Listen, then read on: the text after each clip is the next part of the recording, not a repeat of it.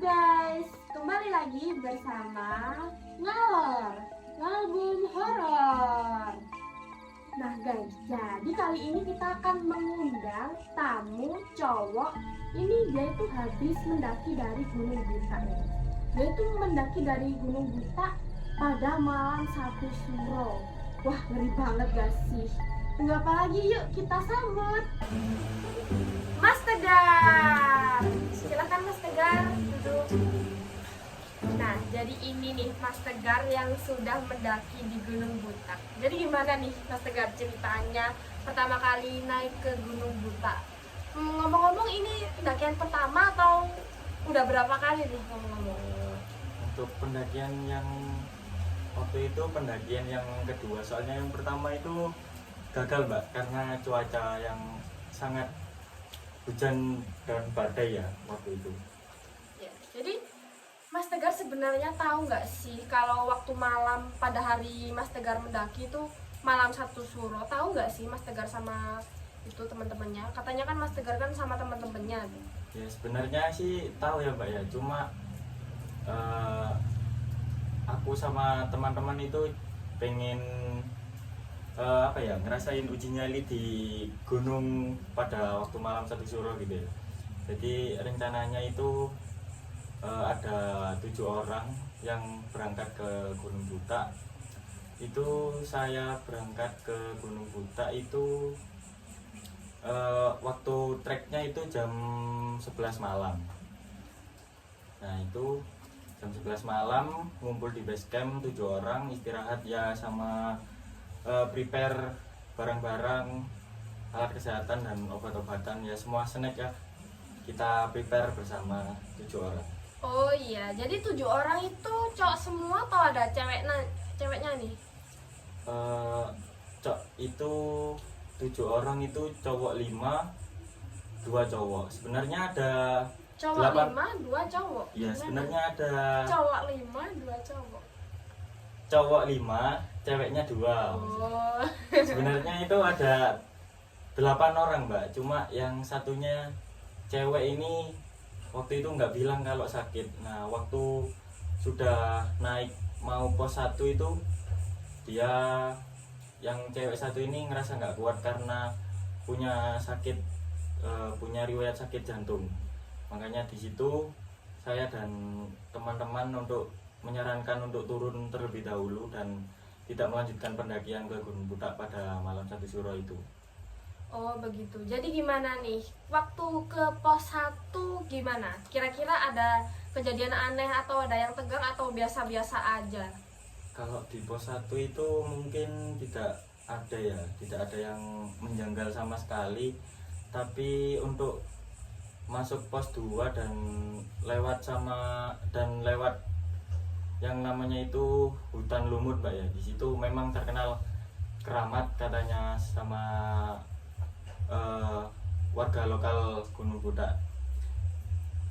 Saya ngerasa janggal itu di hutan lumut pos 2 sama teman satu cewek saya ini. Nah pas awalnya itu saya ajak omong di pos 1, mulai base camp sampai ke pos 1 itu saya ajak ngobrol enak-enak aja. Nah pas waktu masuk hutan lumut pertengahan jalan ya suasananya kan ya kayak suram gitu kan Mbak ya, kanan kiri gelap hutan, terus ya agak menyeramkan dan ya saya merasakan juga kalau hawanya sangat tidak enak di hutan lumut itu. Jadi teman saya ini kejadian ya saya ngerasa janggal karena saya ajak omong kok nggak ngerespon seperti biasanya waktu di pos 1. Nah waktu itu saya masih berpikir masa iya sih ya, masa iya kan Mbak ya. Nah waktu itu teman saya kayak jalan cuma tatapan matanya itu sangat kosong Mbak, kayak nggak ada yang ditatap sama sekali, kayak kosong, nggak ada apa-apa gitu tatapan matanya. Dan saya lihat dari mulutnya itu dari belakang kayak sambil komat kami, nggak tahu baca apa. Gimana tuh? Ya kayak orang komat kami gitu Mbak mulutnya, dan tatapan matanya itu kosong kayak orang kemasukan gitu lah. Itu jam berapa tuh sampai ke Itu itu di pos 2 sekitar jam 2 malam ya, sekitar jam tengah 2 malam tuh. Iya, jam 2 malam. Terus gimana kelanjutannya si cewek itu? Nah, saya memberanikan diri ya, dan saya juga sudah ngomong ke teman-teman kalau saya ngerasa janggal sama teman satu ini. Saya memberanikan diri untuk membaca surat-surat Al-Quran, dan saya coba tepuk ke pundaknya, semoga aja bisa sadar kan Mbak ya. Ya. Nah, tetapi di situ tetap sampai habisnya hutan lumut dia tetap mata kosong, mulut sambil komat kamit, itu sampai habis hutan lumut dan lewat dari pos 2. Wah, serem banget pastinya ya. Iya Mbak. Bayangin aja guys, di jam 2 malam ada temen kalian di gunung komat kamit kayak orang kesurupan. Aduh, serem banget. Nah terus gimana tuh kelanjutannya? Di pos 3 itu habis pos 2 terus Berarti pas di pos 2 itu dia udah sadar? Udah oh, mau masih jalan? belum Mbak, itu baru sadar itu habis lewat pos 2 kan, lalu ke pos 3. Nah di pos 3 itu dia kayak sudah ngerasa sadar gitu Mbak. Saya ya alhamdulillah bisa sadar kan Mbak ya. Dan di situ saya ngerasa janggal, bukan dia saja yang saya rasakan, tapi saya juga merasakan hal yang tidak enak di hutan lumut itu. Rasa itu saya merasakan bawa carrier itu kayak bawa berapa 4 carrier Mbak, rasanya berat. Wow. Sangat berat sekali ya. Saya merasakan itu pas waktu di pos 3 itu saya baru sadar, tadi carrier ini rasanya kok berat, sekarang kok jadi enteng. Habis baca-baca surat itu? Ya alhamdulillah ya bisa hilang lah kejanggalan yang ada di hutan lumut itu. Terus sampai situ aja, nggak ada temen temen lainnya masih yang kesurupan atau ada penampakan lihat apa gitu? Kalau penampakan sih, teman saya itu kelihatan di hutan lumut Mbak ya. Kan teman saya di belakang sendiri. Ini posisinya ini teman saya, dua cewek ini di tengah dan 3 lainnya di depan. Nah, yang belakang saya ini Mbak, saya kan nggak fokus ya gimana, udah agak capek di hutan lumut. Teman saya ini di belakang katanya, "Mas, saya berhenti dulu, tak mau minum." Ya, saya lagi perjalanan sama teman-teman yang lainnya. Nah, terus itu sekitar 15 meter kayaknya, itu dia langsung lari Mbak. Kenapa itu? Nggak tahu, katanya dia habis kelihatan ciri sosoknya itu besar rambutnya, dan rambutnya itu panjang. Besar Iya. banget. Iya Mbak, Warnanya apa? Hitam atau putih? saya juga kurang tahu ya, karena teman saya itu, Temannya aja yang lihat. iya Mbak, teman saya yang di belakang itu lari tergesa-gesa menuju rombongan seperti semula, dan katanya habis ngelihat orang besar, rambutnya panjang, dan matanya itu kelihatan merah.